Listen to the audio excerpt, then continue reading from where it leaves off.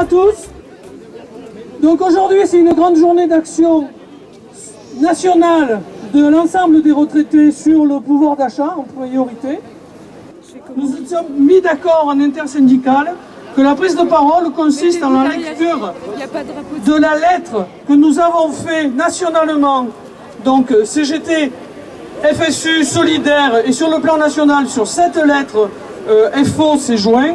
C'est une lettre que nous avons envoyée au président de la République. Donc je vais vous la lire et nous allons la porter ensuite au directeur de cabinet du préfet qui nous reçoit. Monsieur le Président de la République, la création de la sécurité sociale, l'amélioration des conditions de travail, les progrès en matière de santé, les évolutions en matière d'habitat, l'amélioration de l'hygiène de l'alimentation ont permis une véritable révolution démographique et un allongement important de la durée de vie en bonne santé pour la population française. Elle génère des besoins et des services nouveaux qui sont un apport à la vie économique de notre pays. Cette période de la vie humaine n'est pas une charge prise en compte par la collectivité, mais un droit acquis par les salariés à partir de leur activité et du versement de cotisations tout au long d'une vie de travail. Le passage de la vie active à la retraite se traduit par une perte importante de revenus. Les tenants du libéralisme économique considèrent que la retraite, tout comme le salaire, est un coût social. Ils estiment que les retraités qui perçoivent une retraite ou une pension supérieure à la moyenne qui est de 1 216 € par mois, sont des privilégiés auxquels il faudrait imposer une austérité supplémentaire au nom de l'égalité. Faut-il rappeler que les niveaux de retraite correspondent à des cotisations prélevées sur le salaire tout au long de la vie au travail, en lien avec l'emploi et la rémunération perçue. Les inégalités de retraite sont à l'image des inégalités salariales et des cotisations versées. Ce ne sont pas parmi les 16 millions de salariés retraités que l'on retrouve les retraites chapeaux.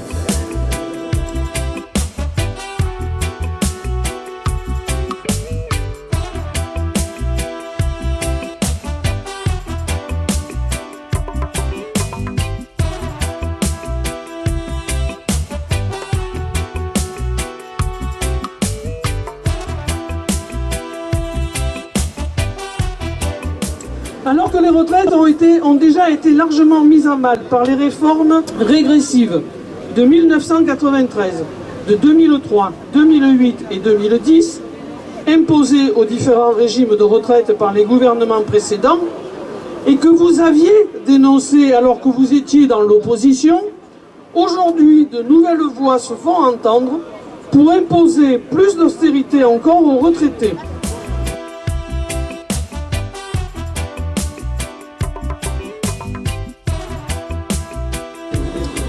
À toutes ces décisions s'ajoutent les frais de santé toujours plus élevés en raison des désengagements successifs imposés à l'assurance maladie, qui entraînent l'augmentation importante des complémentaires santé pour celles et ceux qui peuvent encore se les payer.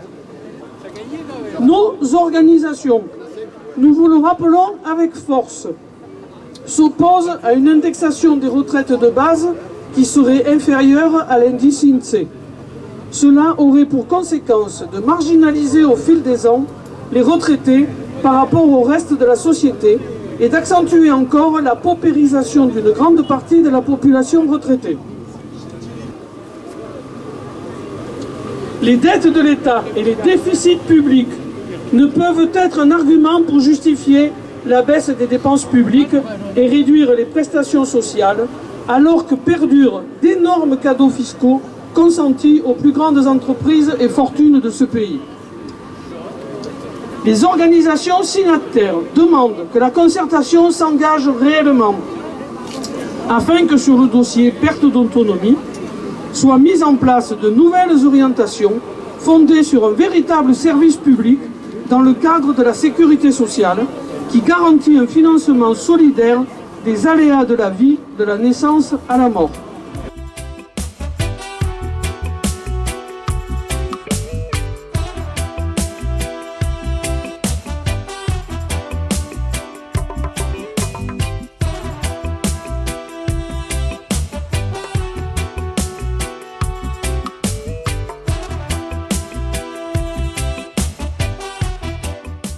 Elle revendique un rattrapage pour toutes et tous des pertes accumulées, des mesures particulières pour les retraites et pensions les plus faibles, la mise en place d'un plan urgent afin qu'aucune retraite ne soit inférieure au SMIC, une prise en compte de l'évolution plus conséquente des dépenses contraintes représentant les 3/4 du budget des 20% de retraités et salariés les plus pauvres, la suppression de la contribution additionnelle à la solidarité pour l'autonomie, la fameuse CASA, de 0,3% pour les retraités imposables.